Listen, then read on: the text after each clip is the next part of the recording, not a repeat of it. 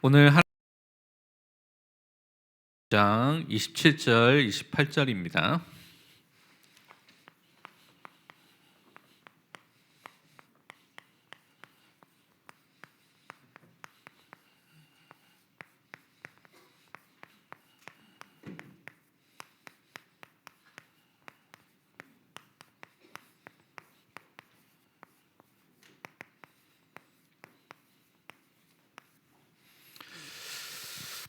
제가 가진 성경으로는 신약 성경 362쪽 362페이지에 있습니다. 히브리서 9장 27절, 28절 말씀을 다 함께 같이 합독하도록 하겠습니다. 한 번 죽는 것은 사람에게 정해진 것이요 그 후에는 심판이 있으리니 이와 같이 그리스도도 많은 사람의 죄를 담당하시려고 단번에 들으신 바 되셨고 구원에 이르게 하기 위하여 죄와 상관없이 자기를 바라는 자들에게 두 번째 나타나시리라. 아멘. 오늘 히브리서 9장 27절, 28절을 통하여서 우리 신앙 발판 중에 하나인 시한부 인생, 그 인생을 사는 전도자라는 제목으로 우리가 말씀을 좀 붙잡아야 되겠습니다. 사실 이 땅에 사는 모든 사람들, 우리를 포함해서 모든 사람들은 지금 시한부 인생을 살고 있습니다. 태어난 이후부터 우리는요 죽음을 향해서 계속 살고 있는 그 시한부 인생을 지금도 계속 살고 있는 인생 속에 살고 있습니다. 그래서 항상 우리가 생각해야 될 것이 사람이라는 것은 우리 인간은 분명하게 죽음이라는 것이 오게 있구나. 그리고 이 죽음 다음에 성경을 보니까 분명히 심판이 있다고 분명히 말씀해 주셨습니다. 그것이 인간에게 오게 되는 문제이구나. 그래서 사실은 죽음을 불신자들은 두려워할 수밖에 없습니다. 그들이 내세라는 것을 믿든 안 믿든 그들의 영혼은 알고 있는 것이죠. 왜냐하면 죽음 이후에 영원한 형벌을 받게 되는 지옥을 향해서 가고 있다는 것을 알고 있기 때문에 사실 불신자들은 죽음을 두려워할 수밖에 없는 것입니다.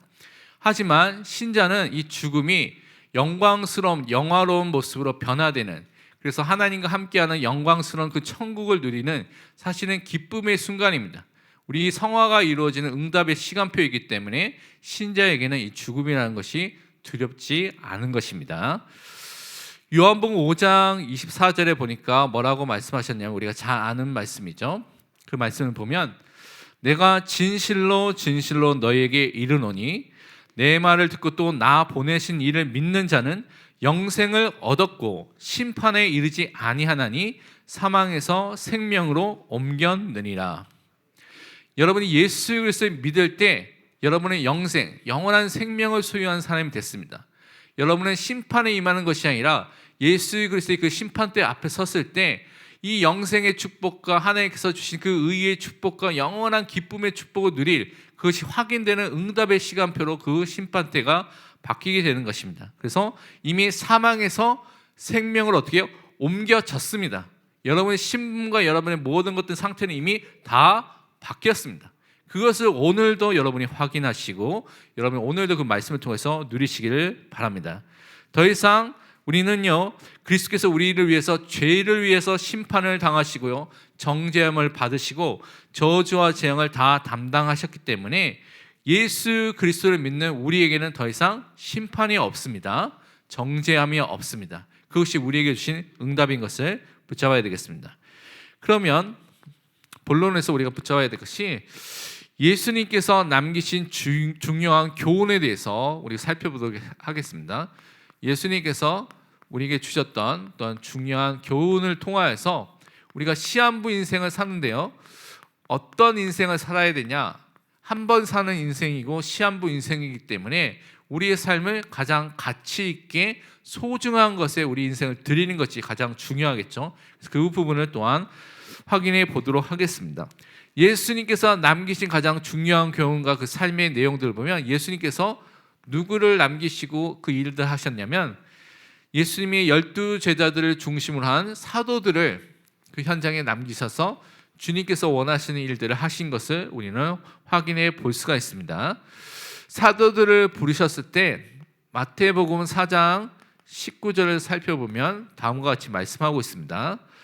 말씀하시되 나를 따라오라 내가 너희를 사람을 낚는 어부가 되게 하리라 하시니, 오직 예수 그리스도만을 쫓아가는, 그분을 바라보고 그 아래서 모든 것을 누리는 그 제자로서 그 사도들을 부르셨고, 그 사도들이 우리의 모델로서 본으로서 그 삶을 살았던 것을 우리는 확인해 볼 수가 있습니다. 그러면서 이 사도들을 하나님께서는 전도자로 그들을 파송하셨습니다. 그것이 마태복음 10장에 쭉 나오고 있죠. 특히 41절 42절에 보면 분명히 이 전도자에게는 냉수 한 그릇도 상을 잃지 않고 분명히 하나님께서 상을 주시겠다고 분명히 약속해 주셨습니다. 그러면서 베드로가 고백했던 것처럼 마태복음 16장에 주는 그리스도시요 살아계신 하나님의 아들이시라고 고백했던 이 베드로의 고백을 한 고백처럼 흔들리지 않는 반석과 같은 그 신앙 고백 위에 교회를 세우는 그 축복을 분명히 사도를 통하여서 주셨습니다. 그래서 이들이 무엇을 누렸냐면, 이들을 통하여서 세상이 살아나는 모든 민족의 사람들이 돌아오는 세계복음화의 그 응답을 누렸던 사람들이 누구냐? 바로 예수님의 12제자와 바울과 같은 사도들이었습니다. 그들이 하나님의 손에 쓰임을 받았던 사람들이었던 것이죠. 그래서 마태복음 28장 16절에서 20절 있는 대위임 명령, 선교 명령이라고 말하는 그 명령을 통해서 그들이 이 축복을 누렸습니다. 그러면서 그들은 결국 사도행전 1장 8절과 사도행전 2장에 나오는 것처럼 성령 충만을 받고 그 성령 충만을 지속해서 현장을 살릴 수밖에 없는 응답의 사람으로 전도자로 섰던 것이 이 사도들이었습니다. 그래서 이들을 통하여서 하나님께서는, 예수님께서는 중요한 하나님의 계획과 뜻이 이루어지도록 역사하셨던 것을 우리는 살펴볼 수가 있습니다. 그런데 예수님께서는 이 사도들만 남기신 것이 아니라 성경 보니까요, 중요한 70인 제자, 평신도 제자, 그들 중에 중직자 제자를 남기신 것을 또한 우리는 말씀을 통하여서 확인해 볼 수가 있습니다. 이들을 통하여서 무엇을 했냐면, 첫 번째로 전도를 회복하는 일들을 하신 것을 우리는 현장에서 확인해 볼 수가 있습니다. 그것이 누가복음 10장에 쭉 나오고 있는데요, 그 중에 누가복음 10장 1절에서 2절만 읽어보면 이와 같이 말씀하고 있습니다. 그 후에 주께서 따로 70인을 세우사 친히 가시려는 각 동네와 각 지역으로 둘씩 앞서 보내시며 이르시되 추수할 것은 많되 일꾼이 적으니 그러므로 추수하는 주인에게 청하여 추수할 일꾼들을 보내주셔서 하라.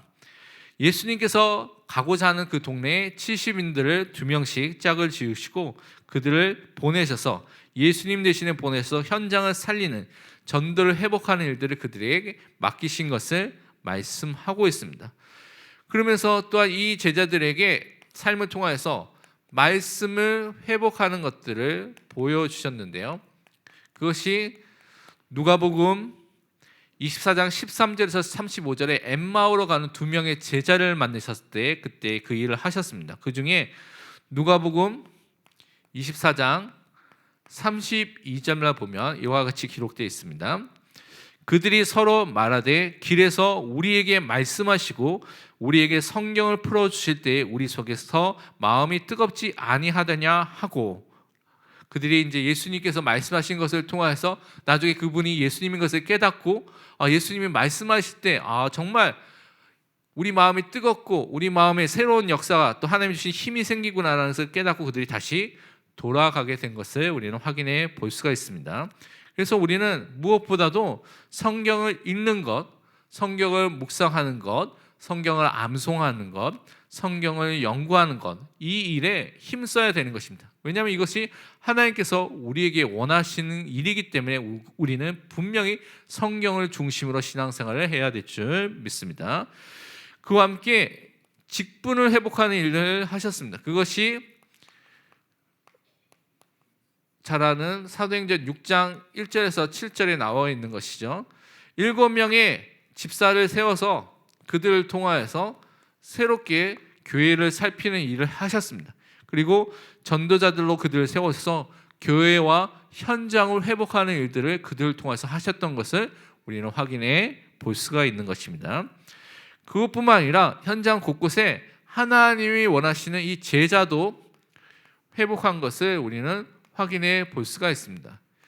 대표적으로 사도행전 9장을 읽어보면 여러분이 그것을 살펴볼 수가 있는데요. 시대적인 전도자 바울을 도왔던 사람이 누구냐? 70인 제자였던 그 중에 한 명이었던 아나니아였습니다. 그리고 또한 일반적인 제자였던 여제자였던 다비다, 도르가라는 다비다가 있었고요. 욥바의 시몬이라는 제자가 베드로를 도와서 그 지역 복음화의 응답에 사용됐던 사람인 것을 우리는 살펴볼 수가 있습니다.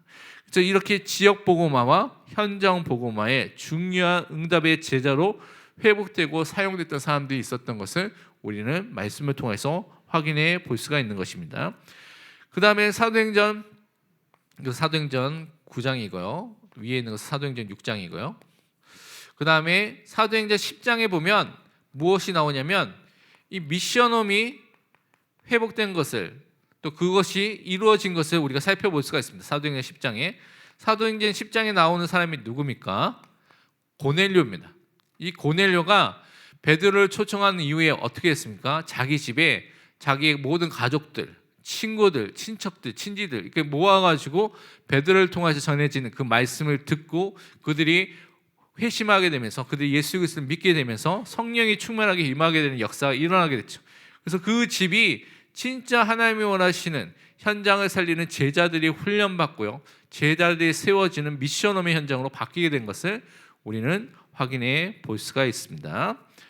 그와 함께 사도행전 또 11장 19절부터 나와 있는 말씀을 통해서 우리는 뭘 확인해 볼 수가 있냐면 성교가 안디옥 교회를 통해서 회복됐구나라는 것을 우리는 확인해 볼 수가 있습니다. 근데 이 안디옥 교회의 시작이 누굽니까? 이 평신도들이 안디옥에 가서 사람들에게 복음을 전하고 이방인들에게도 복음을 전하면서 안디옥 교회가 세워지게 된 것이죠. 그래서 이방인 복음화가 본격적으로 시작된 응답을 누가 누리게 됐냐? 이 70인 제자, 평신도 제자들을 통해서 누리게 된 것을 사도행전 11장에 말씀하고 있습니다. 그와 함께 기도를 회복하는 일을 했던 것을 또한 우리가 살펴볼 수가 있는데 사도행전 12장에 여러분이 나와 있습니다. 베드로가 옥에 갇히게 됐죠. 감옥에 갇히게 됐는데 그때 이들이 12장 5절에 보니까 뭐라고 되어 있습니까? 다음과 같이 말씀하고 있습니다. 이에 베드로는 옥에 갇혔고 교회는 그를 위하여 간절히 하나님께 기도하더라.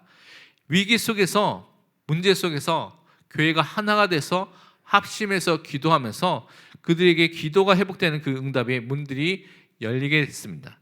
이때 어떤 일이 일어나게 됐냐? 베드로가 그 감옥에서 천사의 도움을 통하여서 풀려나게 되는 역사가 일어나게 됐고요.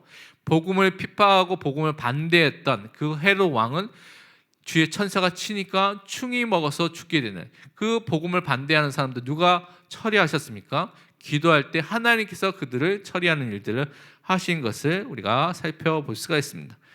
그것을 통해서 우리가 무엇을 붙잡아야 되겠습니까? 다른 것이 아니라 정말 현장에서 하나님이 원하시는 이러한 70인 제자를 찾는, 그들을 세우는 일을 우리가 해야 되겠습니다. 이 일을 하기 위해서 또 우리가 이 70인 제자의 축복을 누리기 위해서 생각해야 될 것이 무엇이냐면 우리의 주업과 우리의 부업이 무엇인지를 정확하게 알고 그것을 바꾸는 것을 우리가 해야 되겠습니다. 우리가 해야 될 주업은 무엇이냐면 하나님께서 우리에게 맡기신 사명인 세계 복음화가 우리의 주업이 되어야 되는 것입니다. 그리고 이 세계 복음화를 위해서 여러분이 하고 있는 직업, 학업이라든가 또 여러분이 하고 있는 사업이라든가 여러분이 갖고 있는 기능들, 이 모든 것들이 이 부업에 속하는 것입니다. 그래서 여러분이 이 부분을 분명하게 구분해서 하나님께서 나에게 먼저 맡기신 것과 가장 중요하게 맡기신 주업이 세계를 살리는 것이구나, 세계 복음하는 것이구나 라는 것을 깨닫고 여러분의 기능과 여러분 지금 하고 있는 그 직업, 업의 현장을 통하여서 이것이 이루어지도록 기도를 시작하시기를 바랍니다. 그리고 내가 있는 현장이 그래서 중요하게 이 현장이 최고로 하나님께서 원하시는 최고의 세계 복음화의 현장이다 라고 여러분이 기도하시고 또한 그 현장을 보시기를 바랍니다. 비록 한국에 있지만 여러분이 이 축복을 누릴 수 있습니다. 정말 기도하면 여러분이 만나는 후대들과 여러분이 각 현장에서 만나는 많은 사람들 속에 그 사람들 속에 세계를 또한 살릴 수 있는 제자들이 담겨져 있기 때문에 또 하나님께서 그런 만남을 주시기 때문에 여러분의 현장이 지금 세계 복음화할 수 있는 최고의 응답의 현장인 것을 고백하시고 기도하시기를 바랍니다. 우리가 잘 아는 존 워너메이커, 너무나 중요한 백화점 왕이었고요.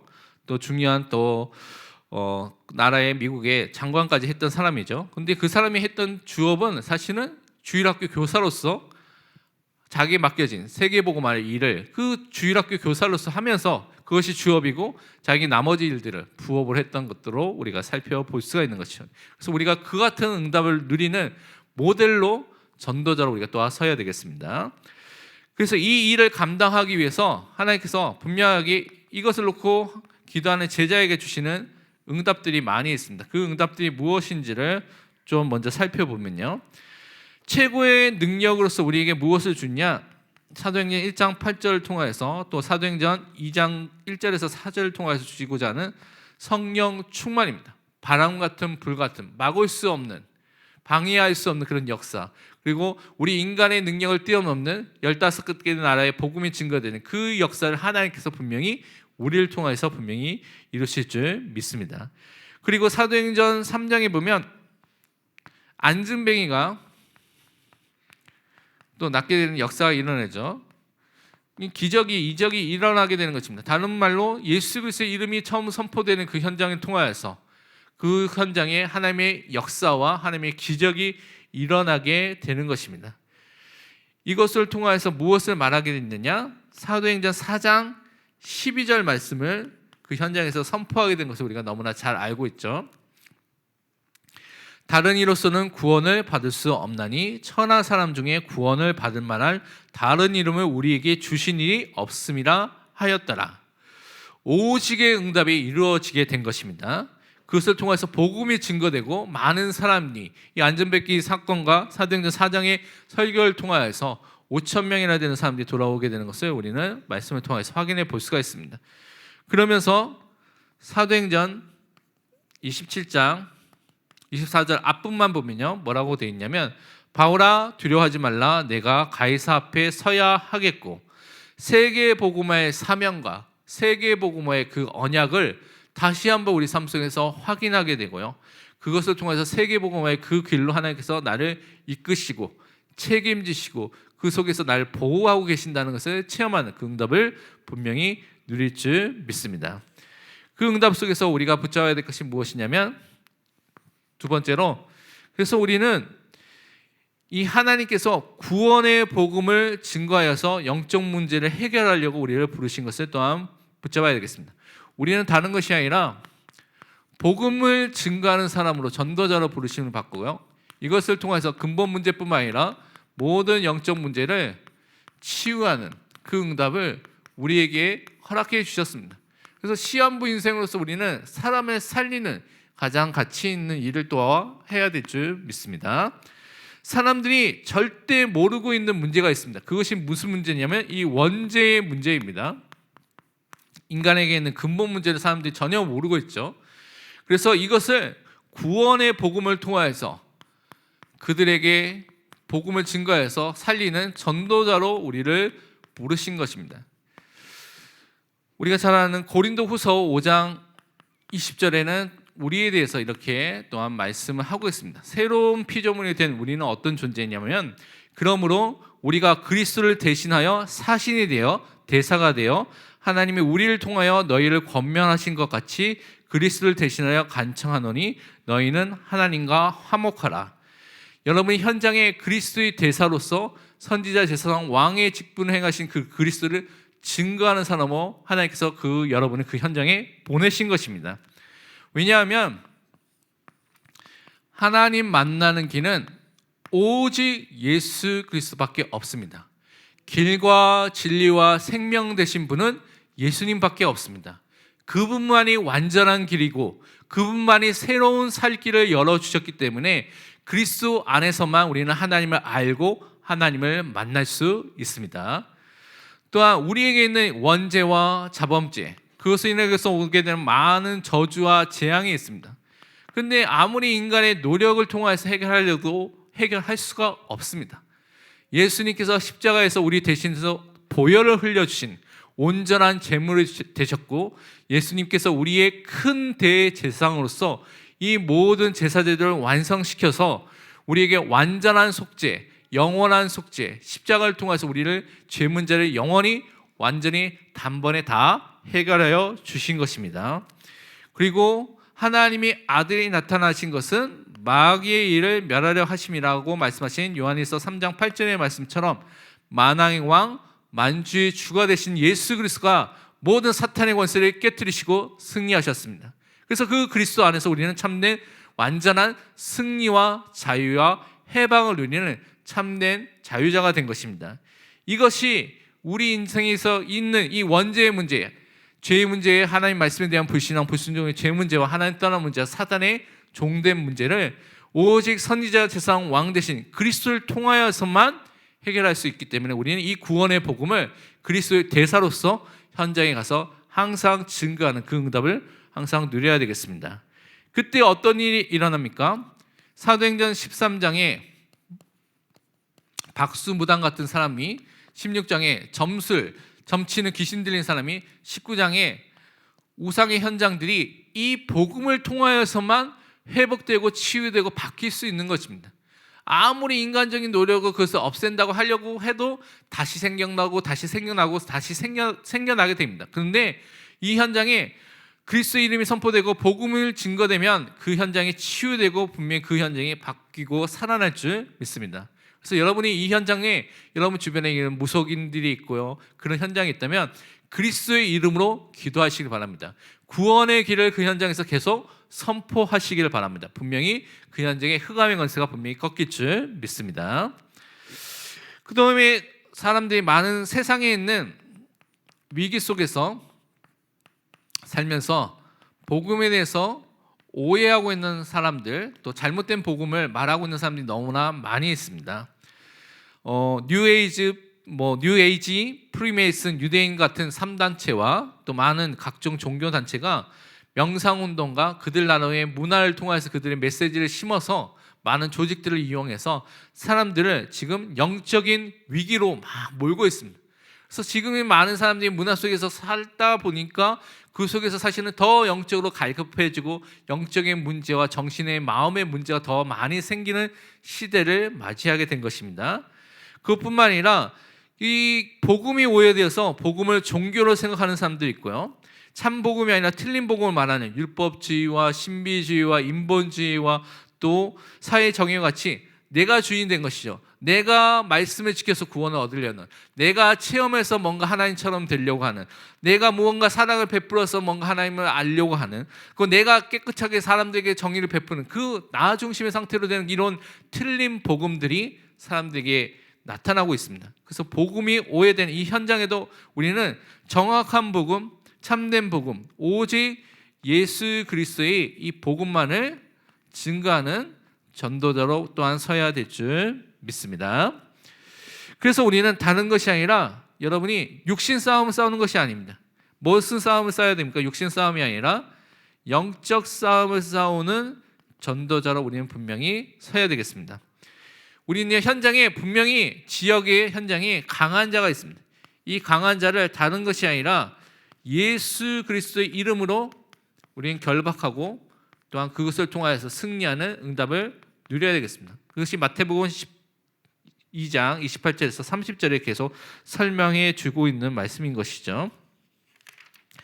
그와 함께 에베소서 6장 13절의 말씀같이 우리는 무장을 해야 되겠습니다. 그 말씀에 뭐라고 말씀하고 있냐면, 그러므로 하나님의 전신갑주를 취하라.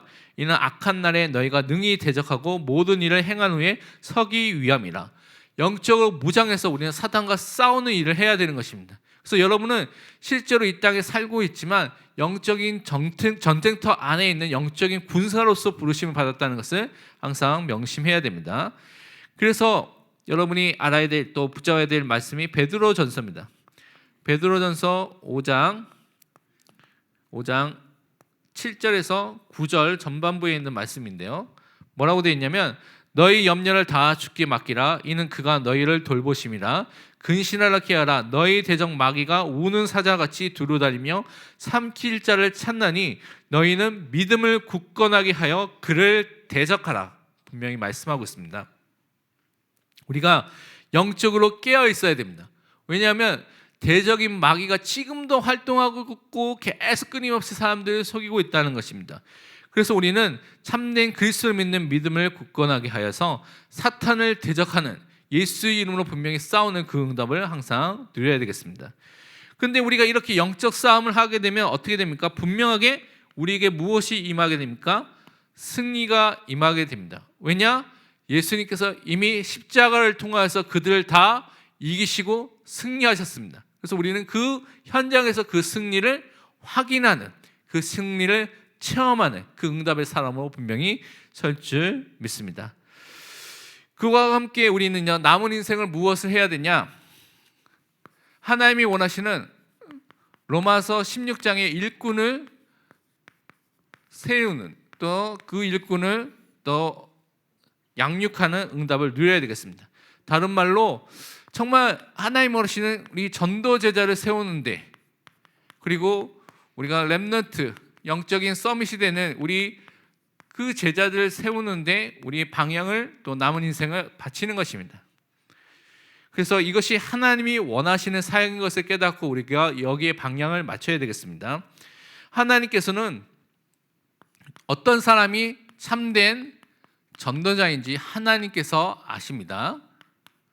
또 하나님께서는 그 시대 속에서 참된 제자가 누구인지를 하나님께서 아십니다.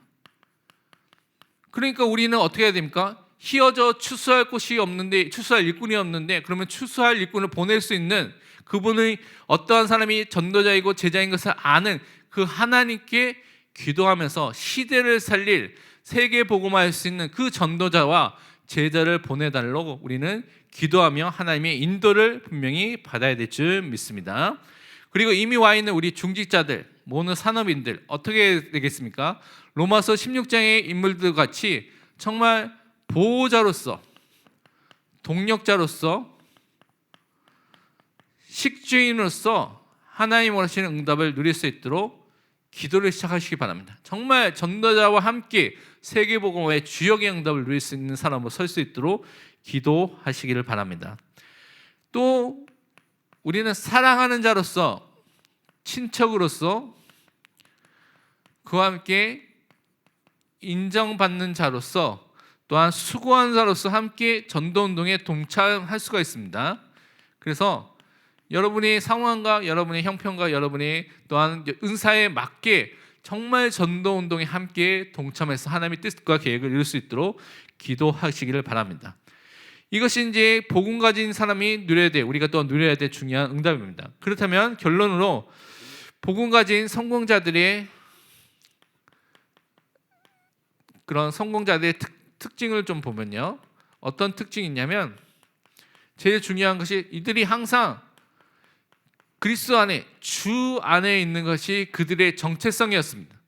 그래서 무엇을 하든지 그리스도 안에서, 주 안에서, 그리스도와 연합된 상태 속에서 주님이 나의 주인이 되고 그 주인된 그 주님의 인도함을 받게 된 것입니다.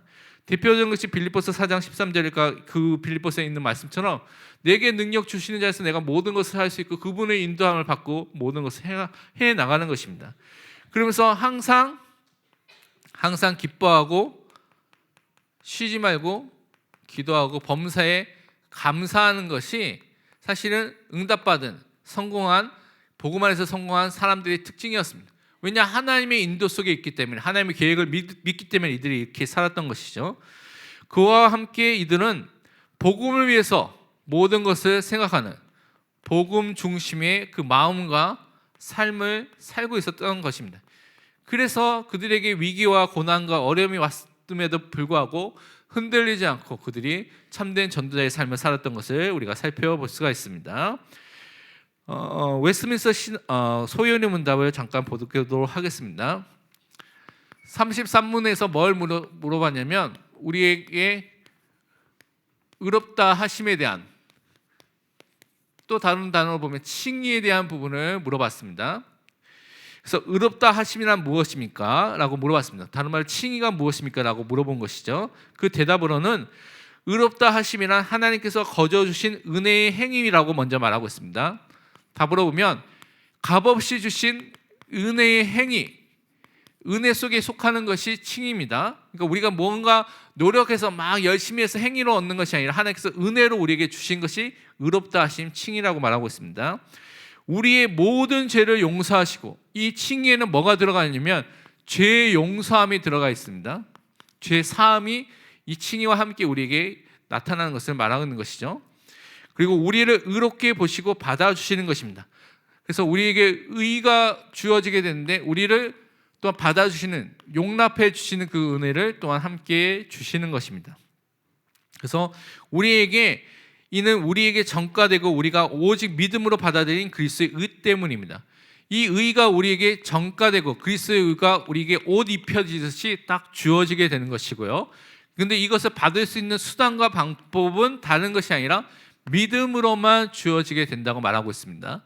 그래서 사실은 이것은 영적인 너무나 큰 축복이고, 여러분이 구원받았을 때 구원과 함께 이 칭의의 축복, 의롭다 하심이 임하게 된 것이죠. 여러분이 구원 안에 이것이 있습니다. 다른 말로 예수 그리스도를 믿을 때 하나님의 은혜 속에서 여러분이 죄의 용서함을 받게 되고요. 그때 그리스도의 의가 여러분에게 전가되는, 나의 죄가 그리스도께로 전가되고 그리스도의 의가 나에게 전가되는 이중 전가가 일어나게 되면서 하나님께서 여러분을 용납하시고 믿음을 통해서 그 축복을 받도록 해 주신 것이죠. 말씀을 통해서 확인해 보면 로마서 3장 24절의 말씀을 먼저 보도록 하겠습니다. 그리스도 예수 안에 있는 속량으로 말미암아 하나님의 은혜로 값없이 의롭다 하심을 얻은 자 되었느니라. 의롭다 하시는 것은 하나님의 은혜로 값없이, 조건 없이 여러분에게 주어졌습니다. 항상 기억하시기 바랍니다. 그 다음에 로마서 4장 6절에서 8절 말씀입니다. 일한 것이 없이 하나님께 의로 여기심을 받은 사람의 복에 말한 바, 불법의 사함을 받고 죄가 가려짐을 받은 사람들은 복이 있고 주께서 그 죄를 인정하지 아니하실 사람은 복이 있도다 함과 같으니라. 우리가 죄 용서함과 죄 사함을 받았습니다. 근데 뭔가 우리가 잘해서 받았습니까? 아니에요. 일한 것이 아무도 없습니다. 하나님께 자랑한 것이 아무것도 없는데 은혜로 죄 용서함을 받은 것입니다. 그 다음에 고린도 후서 5장 19절에서 이렇게 말씀하고 있습니다. 곧 하나님께서 그리스도 안에 계시사 세상을 자기와 화목하게 하시며 그들의 죄를 그들에게 돌리지 아니하시고 화목하게 하는 말씀을 우리에게 부탁하셨느니라. 우리 죄를 우리에게 돌리지 않고 그 죄를 다 하나님께서 그리스도께로 담당하게 만드셔서 그리스도께서 그것을 통해서 죽으신 것이죠. 그래서 곧 이어서 고린도 후서 5장 21절에는 이렇게 말씀하고 있습니다. 하나님이 죄를 알지도 못하시니, 예수 그리스도죠. 그 예수 그리스도를 우리를 대신하여 죄로 삼으신 것은 우리로 하여금 그 안에서 하나님의 의가 되게 하려 하심이라. 예수님께서 우리의 죄를 다 담당하셨기 때문에 여러분의 죄가 과거, 현재, 미래와 원죄와 자범죄가 다 용서함을 받게 된 것입니다. 그리스도가 다 담당하셨기 때문에 그렇습니다. 그 다음에 로마서 5장 19절입니다. 뭐라고 말씀하냐면, 한 사람이 순종하지 아니함으로, 아담이죠, 많은 사람이 죄인 된 것 같이 한 사람이 순종하심으로, 예수 그리스도를 말합니다, 많은 사람이 의인이 되니라. 그 그리스도 안에 있는 사람, 그리스도와 연합된 사람은 그리스도 안에서 의인의 축복을 누리게 되는 것이죠. 그러면서 갈라디아서 5장 16절에는 또 이렇게 말씀하고 있습니다. 사람이 의롭게 되는 것은 율법의 행위로 말미암음이 아니요 오직 예수 그리스도를 믿음으로 말미암은 줄 알므로 우리도 그리스도 예수를 믿나니, 이는 우리가 율법의 행위로서가 아니고 그리스도의 믿음으로써 의롭다함을 얻으려 함이라. 율법의 행위로서는 의롭다함을 얻을 육체가 없느니라. 율법의 행위, 또 우리 갖고 있는 인간의 공로, 세상의 방법으로는 의롭다함을 얻을 수 없습니다. 한 가지 수단과 방법 뭡니까? 예수를 그리스도로 믿을 때 여러분은 의롭다함을 받았습니다. 구원함을 받았습니다. 죄의 용서함을 받은 것입니다. 이것이 은혜로 여러분에게 주어지게 된 것입니다. 그래서 갈라디아서 3장 9절에는 이렇게 또 말씀하고 있습니다. 그러므로 믿음으로 말미암은 자는 믿음이 있는 아브라함과 함께 복을 받느니라. 아브라함의 복을 함께 받았다고 또 설명을 하고 있는 것이죠. 그래서 이 칭의의 축복, 의롭다함의 축복과 함께 주어지게 되는 것이, 이때 함께 일어나는 것이 무엇이냐면 34문에서 묻고 있는 것이 있습니다. 그게 뭐냐면 양자됨이란 무엇입니까? 라고 말하고 있습니다. 이게 뭡니까? 하나님의 자녀가 되는 것이 무엇입니까? 라고 물어본 것입니다. 그래서 그 답으로 보면, 그 답은 옆에 여기다 쓰겠습니다. 답으로 보면 이 양자됨이란 하나님께서 거저 주신 은혜의 행위로서, 양자가 되는 것도, 하나님의 자녀가 되는 것도 하나님께서 은혜로 우리에게 주신 것입니다. 우리가 뭐가 열심히 해서, 여러분 뭔가 조건과 기준이 통과돼서 패스돼서 된 것이 아니라 하나님께서 조건 없이 무조건적으로 하나님께서 예정하시고 선택하신 사람에게 은혜로 이 자녀를 삼아 주신 것입니다. 그래서 우리를 하나님의 자녀의 수요 가운데 들게 하시고 자녀의 모든 특권을 누리게 하시는 것입니다. 하나님께서 우리에게 은혜로서 하나님의 자녀의 그 예정하신 그 숫자 안에서 또 우리에게 그 자녀의 권세와 축복을 누리도록 우리에게 은혜로 주셨다고 분명히 말씀하고 있습니다. 말씀을 통해서 우리가 확인해 보면 우리가 잘 아는 요한일서 3장 1절의 말씀에 이렇게 말씀하고 있습니다. 보라, 아버지께서 어떠한 사랑을 우리에게 베푸사 하나님의 자녀라 일컬음을 받게 하셨는가? 우리가 그러하도다. 그러므로 세상이 우리를 알지 못함은 그를 알지 못함이라. 우리는 하나님의 사랑, 그리스도의 사랑을 통해서 어떤 존재가 됐습니까? 하나님의 자녀가 된 것입니다. 그래서 요한복음 1장 12절에 영접하는 자 곧 그 이름을 믿는 자들에게는 하나님의 자녀가 되는 권세를 주셨으니, 영접이라는 그 의미가 뭡니까? 예수님 내 마음속에 모셔드린데 그것은 믿음, 이게 동의어입니다. 곧 그 이름을 믿는 자, 믿음으로 고백했을 때 영접의 그 능력이 나타난다고 말하고 있는 것이죠. 하나님의 자녀는 또 하나님의 자녀가 되는 또 권세를 주신 것입니다. 그러면서 로마서 8장 17절에는 또 이렇게 말씀하고 있습니다. 자녀이면, 하나님의 자녀이면 또한 상속자 곧 하나님의 상속자요 그리스도와 함께 한 상속자니 우리가 그와 함께 영광을 받기 위하여 고난도 함께 받아야 할 것이니라. 우리는요 하나님의 자녀가 되면서 하나님의 모든 영적인 기업을 받을 그 사람으로 또 부르심을 받은 것입니다. 그래서 하나님과 그리스도와 함께 영광을 받고 또한 그리스도의 인으로서 고난도 우리에게 임하게 되지만 우리는 그것을 두려워할 필요가 없습니다. 분명히 승리하는 응답을 현장에서 분명히 누릴 줄 믿습니다. 우리 함께 기도하는 시간 갖도록 하겠습니다.